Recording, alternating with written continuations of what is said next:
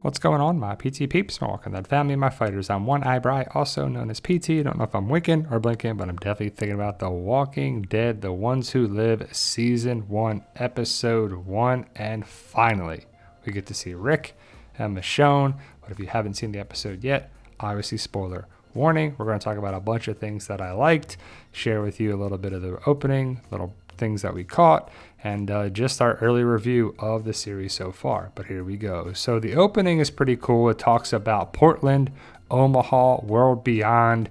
It makes it rewarding for the people that watched World Beyond.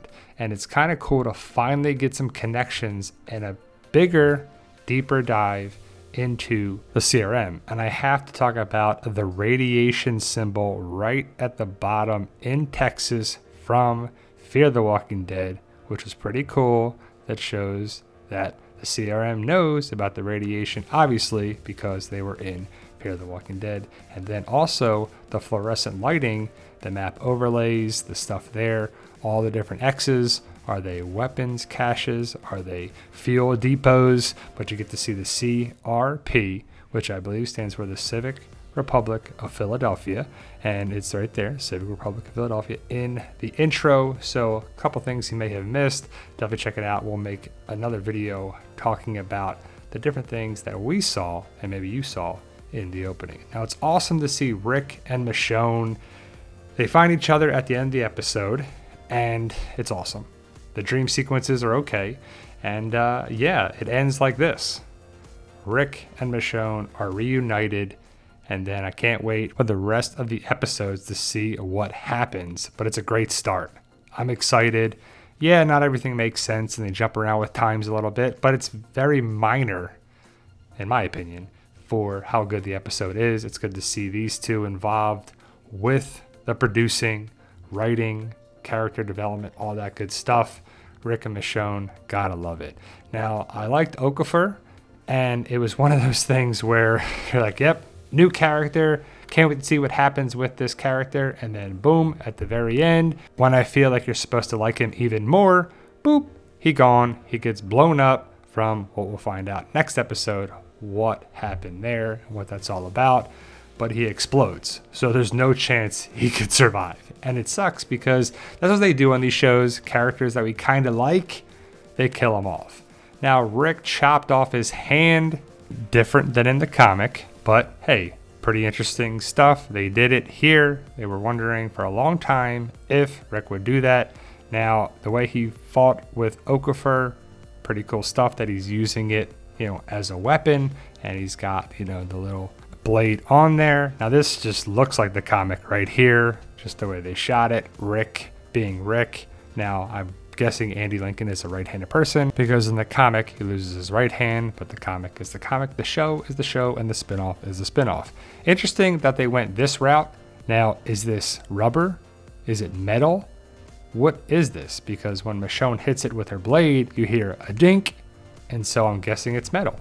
And it has to be kind of steel or something because of the blade. It would flex too much if it was plastic, but it's an interesting take on a prosthetic. But like I said, I like the knife in there, the blade, the weapon. So interesting because he has a hand in real life. So instead of giving him a knife, spear, prosthetic type of thing or a hook thing, but either way, looks a lot like the comic, and they finally did it. So the comic fans are happy. Now they played with time a little bit, 5 years after the bridge, and then now are the timelines. But so we know 5 years after the bridge because he went away. And then I don't know when now is. Is it 2024? Like, has it been that much time has gone by? Or what is it in relation to Dead City and Daryl Dixon and all that? The action was great. The start of the story was good, great. I mean, it just worked all around. Great to see Rick, great to see Michonne. And it's a heavy Rick episode, setting things up for the remaining 5 episodes. But it just worked all around. What did you guys think? Now, I liked Esteban. Now, does that mean he's going to die? Because I feel like this show is going to be one of those things where we meet new characters, we like them, like I like Esteban a lot, and then they're going to kill him off to show that it's an impactful death. That's what they love to do in the Walking Dead universe, but he's alive and I like the character, so hopefully he survives. Now I do like the connecting points that we saw with the bottle, the message, the stuff we saw at the end of The Walking Dead. And the bottle was found by Okafor, so it just connects. The ship, Virgil, Michonne, the stuff, the scenes here make sense and they connect. That's what we want. Now we want reunions. Hopefully we'll get those at the end of the series, but I like the CGI. Philadelphia is where that is. Across the Delaware River is New Jersey. Now, all I could think about here was, I guess it's the Catskills or area here, and it's just cool because you see the mountains, you see the overgrown stuff, you see them killing the walkers and, you know, just cleaning it up, and that's what they were designed to do. And so when I saw this scene with the time lapses, which was pretty great, I mean, it was a pretty cool way of doing it where you get to see the exact scene here from start to finish, from this mess to the finished product of a military base, an operational thing that took, I believe, 12 months, but you see the same setup here.